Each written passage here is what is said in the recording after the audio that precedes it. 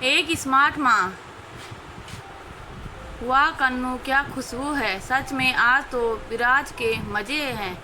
आज जब तक उसका पेट न भर जाए या यह लड्डू न ख़त्म हो जाए तब तक उसे कोई रोक नहीं सकता। क्या भाभी, आप भी ना मेरे मज़े लेने का कोई मौका नहीं छोड़ते? नहीं कन्नू, सच में मैं कितनी भी कोशिश कर लूँ लेकिन तेरे हाथों के बने लड्डू और नारियल की चटनी में जो स्वाद है वह आता ही नहीं है। अच्छा, अब यह सब रहने दो कन्नू, मैं कर लूँगी। तुम हाथ धोकर बाहर लॉन में जाकर शैतानों को देखो। बड़े मज़े से तितलियाँ पकड़ रहे हैं तीनों। मैं भी हम दोनों की चाय लेकर वहीं आती हूँ। ठीक है भाभी, लेकिन चाय में इलायची डालना मत भूलना। हाँ मेरी छुटकी, मुझे याद है। अब तुम जाकर बैठो, मैं बनाकर लाती हूँ। ठीक है। कन्नू भी मुस्कुरा कर लॉन में चली गई। वहाँ कन्नू का 6 साल का बेटा उसकी भाभी सुजाता के दोनों बच्चों के साथ दौड़ दौड़ कर तितलियाँ पकड़ रहा था और खूब खुश हो रहा था। कन्नू यानी कनिका, जो बहुत समय बाद अपने मायके आई है। माँ पिताजी नहीं रहे लेकिन कनिका को उसके भाई भाभी ने कभी उनकी कमी महसूस नहीं होने दी। उसकी भाभी ने हमेशा ही कनिका को अपने बच्चों जैसा प्यार दिया। यह लो कन्नू, तुम्हारी चाय और तुम्हारा फेवरेट बिस्किट। भाभी, यह अभी भी मिलते हैं? हाँ, नुक्कड़ पर जो दुकान वाला था ना, उसी के यहाँ से मंगाई है। अब उसकी दुकान आगे मार्केट में हो गई है। कन्नू और सुजाता दोनों चाय पीने लगी और इधर उधर की हल्की फुल्की बातें करने लगी। कन्नू, एक बात पूछूं? हाँ भाभी बोलिए, क्या बात है? तुम इतनी थकी थकी और उदास क्यों लग रही हो? कोई बात है क्या? कन्नू, बताओ ना। नहीं भाभी, आप ऐसे क्यों बोल रही हैं? कन्नू, तुम मन से बहुत थकी हुई लग रही हो। जो कन्नू घर में आ जाए तो सूनी दीवार भी बोलने लगे, जो रोते हुए को भी हंसा दे, वह कन्नू को क्या ससुराल में छोड़ आई है? क्या हुआ, बोलो ना। मम्मी जी से फिर कुछ हुआ क्या? कुछ कहा क्या उन्होंने? हाँ भाभी, थोड़ा परेशान तो हूँ लेकिन मम्मी जी को लेकर नहीं। उनकी बातों और तानों की तो अब आदत हो गई है और मेरी परेशानी रोहन को लेकर है। क्या हुआ है रोहन को? उसका स्वास्थ्य तो ठीक है, फिर क्यों इतना परेशान हो? भाभी, स्वास्थ्य को लेकर कोई परेशानी नहीं है, परेशान मैं इसकी आदतों को लेकर हूँ। यहाँ देखिए कितने अच्छे से खेल रहा है।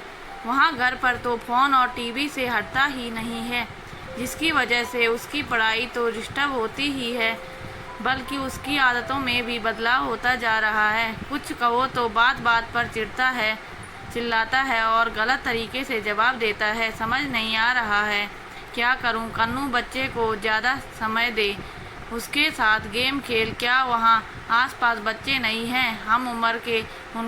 उनके साथ खेलने दे, वही तो मैं कर नहीं पा रही हूँ। भाभी, सारे घर की जिम्मेदारी मुझ पर ही है। मैं चाह कर भी इसे समय नहीं दे पाती हूँ और जब भी फ़ोन के लिए डांटती हूँ तो मम्मी जी मुझे सुनाने लगती हैं कि बच्चे की हंसी खुशी तुझे अच्छी नहीं लगती है। क्या कंगालों के ख़ानदान से है? तुझे क्या पता बड़े घर के बच्चे कैसे पाले जाते हैं? कौन सा तू अपने मायके से फ़ोन लेकर आई है? अरे, एक ख़राब हो गया तो दूसरा आ जाएगा। पड़ोसियों के बच्चों के साथ भी नहीं खेलने देती है। कहती है छोटे लोग हैं।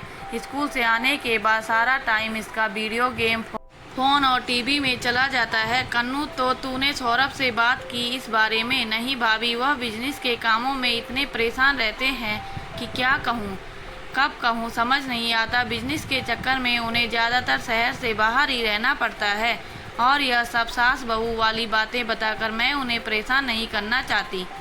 उनके के तनाव को तो कम नहीं कर सकती तो कम से कम उनको परिवार के तनाव से दूर रख सकती हूँ ना। मम्मी जी का उसके पोते के प्रति प्यार उसे किस दिशा में ले जा रहा है या कैसे समझाऊँ? यही मेरी परेशानी का कारण है। कन्नू, बच्चों के सही विकास के लिए उसके तन और मन दोनों का सही विकास होना बहुत ज़रूरी है। आज के समय में यह सारी चीज़ें जीवन का एक हिस्सा हैं। इसे हम बदल नहीं सकते, लेकिन यह हमारे जीवन को नहीं बल्कि हम इन्हें चलाएं तो अच्छा है। इस फ़ोन और इंटरनेट की दुनिया में बच्चे जहां समय से पहले बड़े हो जाते हैं, वहीं गलत तरीके से, गलत जानकारी की वजह से कुछ ऐसी गलतियां कर लेते हैं जिससे जीवन भर पछताना पड़े। समय बदल रहा है कन्नू, हमें भी समय के साथ तेजी से बदलना होगा। हम इन सब चीज़ों को रोक नहीं सकते, लेकिन हाँ, लगाम जरूर लगा सकते हैं। बच्चों को दूसरों के सामने डांटना या उन पर हाथ उठाना उनके अंदर गलत मानसिकता भर देता है। माता पिता की भी लाइफ इतनी बिजी हो गई है कि बच्चों को समय दे पाना उनके लिए भी मुश्किल होता जा रहा है। कन्नू, आज मैं तुझे एक कहानी सुनाती हूँ जो है तो बच्चों की, लेकिन हम माओं के लिए भी परफेक्ट है।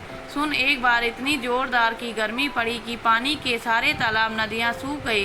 जंगल के सारे पशु पक्षी परेशान कि क्या करें, कहाँ जाएं। लेकिन तभी कौवा बोला, तुम लोग ऐसे ही परेशान होते रहो, मैं तो इस तरह की परेशानी से निपट चुका हूँ और तब भी मैंने खूब पानी पीकर अपनी प्यास बुझाई थी और इस बार भी मुझे पानी की कोई परेशानी नहीं होगी। मैं तो चला और तुम सब लोगों में से सबसे पहले पानी पीकर मैं ही वापस आऊँगा। इतना बोलकर कौवा पानी की तलाश में उड़ गया। आसपास के सभी तालाब सूख चुके थे। कौवा भी गर्मी से परेशान हो चुका था। उड़ते उड़ते वह एक गांव के ऊपर से गुजर रहा था। वहां उसने देखा एक कुएं पर कुछ औरतें पानी भर रही थी। पानी को देखकर कौवे की खुशी का ठिकाना नहीं रहा और वह तुरंत कुएं के पास पहुंचकर खुशी के मारे काव काव करने लगा। लेकिन कौवा को काव काव करता देख वहां की औरतों ने उसे मार कर उड़ा दिया। कौवा बेचारा पानी नहीं पी पाया और फिर से पानी की तलाश में लग गया। थोड़ी दूर पर उसे एक घड़ा दिखाई पड़ा। वह खुश हो जाता है, चलो इस बार भी मुझे पानी का घड़ा मिल गया। अब पानी पीकर मैं अपनी प्यास बुझा लूँगा और जंगल में सबको जलाऊंगा कि इतनी गर्मी में भी मैं पानी पीकर लौटा हूँ। कौवा तुरंत घड़े के पास गया। उसने घड़े में झांक कर देखा तो घड़े में पानी तो था, लेकिन उसकी पहुँच से दूर था। उसने मुस्कुराकर कहा, मुझे पता है कि मुझे क्या करना है। कौवा तुरंत उड़ा और एक एक करके कंकड़ उसमें डालने लगा।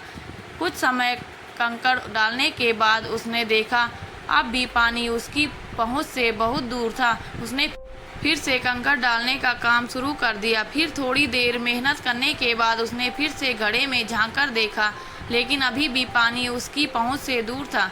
उसने सोचा, थोड़ा और कंकड़ डालता हूं, तब पानी मिल जाएगा। वह कंकड़ डलाने के लिए उड़ जाता है। वहीं पेड़ पर एक तोता बैठा था।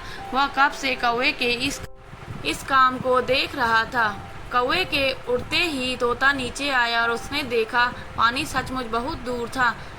तभी उसने वहीं पास में जमीन पर पड़ा एक स्ट्रॉ देखा। तोता झट से वह स्ट्रॉ उठा लाया और स्ट्रॉ से पानी पीने लगा। उसने खूब पानी पीकर मजे से अपनी प्यास बुझाई। इतने में कौवा कंकड़ लेकर आता है और देखता है कि घड़े का सारा पानी खत्म हो गया है और तोता बड़ी ही चालाकी से पानी पीकर उड़ जाता है। कौवा बेचारा कंकड़ ही बिनता रह जाता है। इसीलिए कन्नू, हमें कंकड़ नहीं बिनना, स्ट्रॉ उठा और पानी पी। हम भी आजकल की स्मार्ट माँ है। पुराने समय वाले डांट फटकार और मारपीट अब किसी काम के नहीं है, बल्कि वह बच्चों को हमसे दूर ही करते हैं। तो तू भी बच्चों के साथ बच्चा बन और जब वह गेम खेले तो उसके साथ थोड़ी देर तू भी गेम खेल और उसके लिए वह सही या गलत है इस बात का ध्यान रख। अब तो फ़ोन में और लैपटॉप में डिजिटल ड्राइंग भी है और कितने सारे बच्चों के ऐप हैं जो अच्छे भी हैं और बच्चों के मानसिक विकास के लिए भी सही हैं। तुझे तो खुद पेपर के कितने सारे खिलौने बनाने आते हैं, तो बना। ड्राइंग भी तेरी अच्छी है। पहले तू खुद उसके सामने मज़े लेकर यह सब कर, उसे मत बोल करने के लिए। तुझे इन सब चीज़ों के साथ एंजॉय करता देख, वह भी खुद ही लग जाएगा। कन्नू, काम तो जीवन भर ख़त्म नहीं होगा। जब तक है काम तो करना ही है, लेकिन बच्चे का बचपन ज़रूर ख़त्म हो जाएगा। इसीलिए यह हमें तय करना है कि हमें प्राथमिकता किसको देनी है। न ही अपने बच्चे की किसी से तुलना करनी है, खासकर उसके सामने। हमें बस इस चीज़ का ध्यान देना है कि वह क्या करना चाहता है।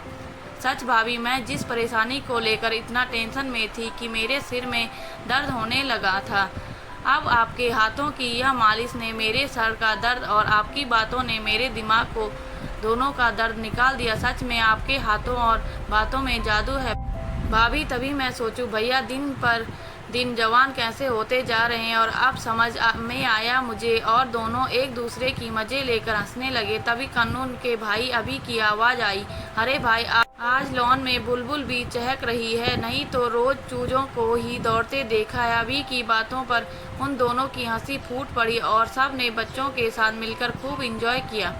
दोस्तों, यदि आपको हमारी कहानी अच्छी लगी हो तो प्लीज़ लाइक, कमेंट, शेयर और सब्सक्राइब जरूर करें। धन्यवाद।